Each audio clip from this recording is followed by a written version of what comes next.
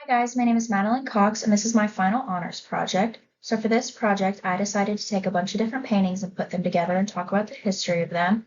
And then I kind of combined a different part of the class that I really liked with this, which was reading all of the romance stories from Ovid. I didn't really know much about myth before I took this class, so I found it really interesting that all of the stories were just so different from each other. I didn't really expect that. So the way this is going to work is I'm going to tell you guys a little bit about um, the artist that did the paintings, and then I'm going to show you the painting and tell you why they're significant.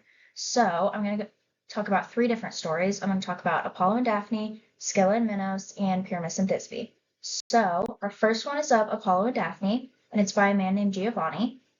He was born in Venice in 1969, and he studied under Gregorio Lazzarini.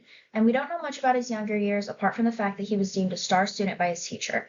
And he had a lot of interest in color and composition and did a lot of fresco style paintings. And if you don't know what that is, it's water-based paint on wet plaster so that when they dry, they become one. And he painted a lot of famous palaces and villas, and many of his works were based on literature, history, and mythology, and we can see that in his first painting of Apollo and Daphne. So this one is called Apollo Pursuing Daphne, and it was inspired directly from Metamorphoses. And this depicts Daphne being pursued by Apollo after he was struck by Cupid's golden arrow of love, which we remember reading from class. If we look right over here, we can see Daphne's father underneath her at the bottom of the painting as she flees from Apollo. And then Cupid is hiding right over here behind her, kind of in an innocent way. Cleverly, the artist placed the sun directly behind Apollo's head because he was the sun god, and that kind of signifies that to the audience. And when we look at Daphne's fingertips over here, if we remember from the story, she turned into the laurel tree, and you can see her turning into a tree right here.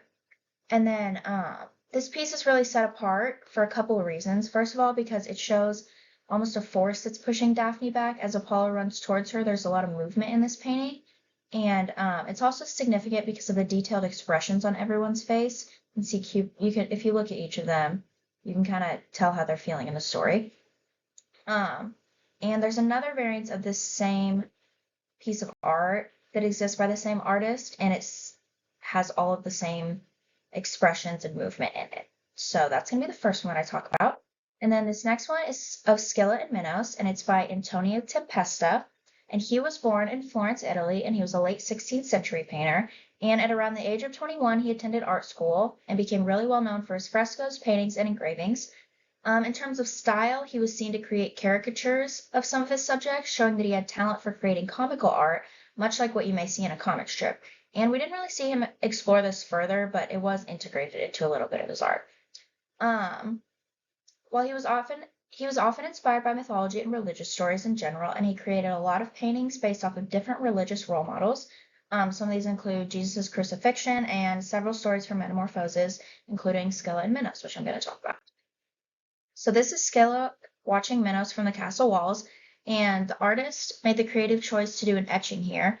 And if you look at the top of the painting, right here, you can see Scylla in her tower, and she's looking down at everything happening before her. And she's fairly small in the painting, but she's drawn with a sense of desperation that can be picked up by viewers. And there's lots of chaos shown below the tower. We've got a man bucking on a horse over here. We've got this guy on the ground, and this is Minos on horseback. And all this chaos shown below adds to the weight of Scylla's decision to betray her father, if we remember from our reading. And like many other paintings about this love story, Minos is shown right here on his horse looking up at Scylla, and the distance between the two in the painting further speaks to how separated she felt from him. And all in all, this piece is pretty similar to some others about the same stories, but it's got a few things that set it apart. And then I've got another version of the same story in this painting, and I decided to add this one in because Scylla isn't really featured too well in the last one, but she's here, and this shows more of the background of the story. So this is going to be her cutting off her father's purple lock of hair, which we also remember from the reading. And he's sleeping there, and right here, and there she is doing it. And he wasn't too impressed by this gesture as we remember it, and Minos was not too impressed by this gesture that she made. And after he turned her down, we remember that she swam after a ship, and that's what this blue arch in the back is supposed to signify, is the ocean water that she swam in. And then also the birds over here in the painting, which I thought was an interesting addition, represent the bird that Skillet turned into by the end of the story. So there's that one. And then next I'm going to talk about a painting of Pyramus and Thisbe. So that's by this guy, John William Waterhouse, and he was born in Rome, and his father was also a painter, so that's kind of where he got his inspiration from.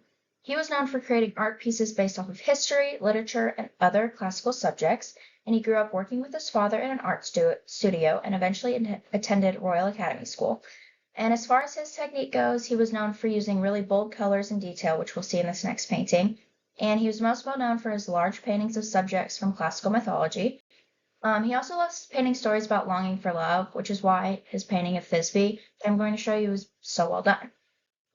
So this one is just called Thisbe. It also goes by the listener. And if we remember from the story, Pyramus and Thisbe were forbidden to be together, and they had to speak to each other through the walls of their houses. And we can see that crack in the wall that they spoke through. In this painting, Thisbe is shown pressed up against the wall that separates her from Pyramus. In most of the paintings of Pyramus and Thisbe, both of them are shown within the picture and their death is featured, but not in this one. This one really tells how she was longing for him.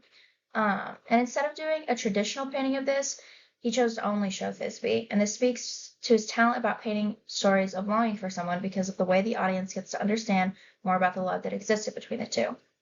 Another notable part of this painting is the red and white shawl that's shown in the corner of the room. The colors of the shawl are supposed to remind the audience that Thisbe ended up stabbing herself by the end of the story. And in keeping with his style, Waterhouse used many bright colors in this painting, specifically using red, which is an important color for this character, if we remember the etiological story of how the mulberry tree's berries came to be red. And if you look at a picture of the mulberry tree, the red in the berries is very similar to the red that he used in the painting here. So on her dress, on the shawl, and then even in the flowers in the back. So red kind of shows up everywhere here. And then I did another painting that I'm going to talk about of Pyramus and Thisbe, but instead I did one that features their death because this is not really a traditional take on this painting. So here I have another painting of Pyramus and Thisbe that kind of speaks more to the actual story that happened instead of leading up to it. So this shows their death. Obviously, this was a story that Romeo and Juliet was inspired by.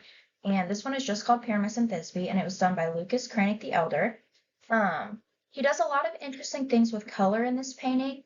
So first off, we remember that Pyramus dies by committing suicide. And if we look right over here, he's not shown covered in blood. He's shown in these red robes and again that mulberry red color that was seen in the last painting. And this is rather tragic because unlike the last painting where Thisbe is shown pining for Pyramus, she's shown leaning into the sword that she's going to use to commit suicide in this painting. So that's another significant thing. It really adds to the weight of the story. And if we look in the back here, we can see this body of water, and this is supposed to represent the spring that they were originally supposed to meet at. But then obviously, if we remember from the reading, this huge misunderstanding happened. And if we look right to the right over here, it's fairly small, but we can see the lion, and it's supposed to be carrying the veil that originally caused this whole mess. So yeah, those are some really interesting things about this painting that are really significant. All right, and then this is just my works cited page. That's going to be all that I had, but I really enjoyed this class and putting together these different paintings. Again, I really enjoyed all the different romance stories from Ovid. I didn't know much about myth before I took this class and totally thought I was a person that did not enjoy art at all. So yeah, I just found this really interesting that they were all so different from each other, and learning about things like classic stories were inspired by, how Pyramus and Thisbe inspired Romeo and Juliet. I just thought it was all very great. So thank you so much.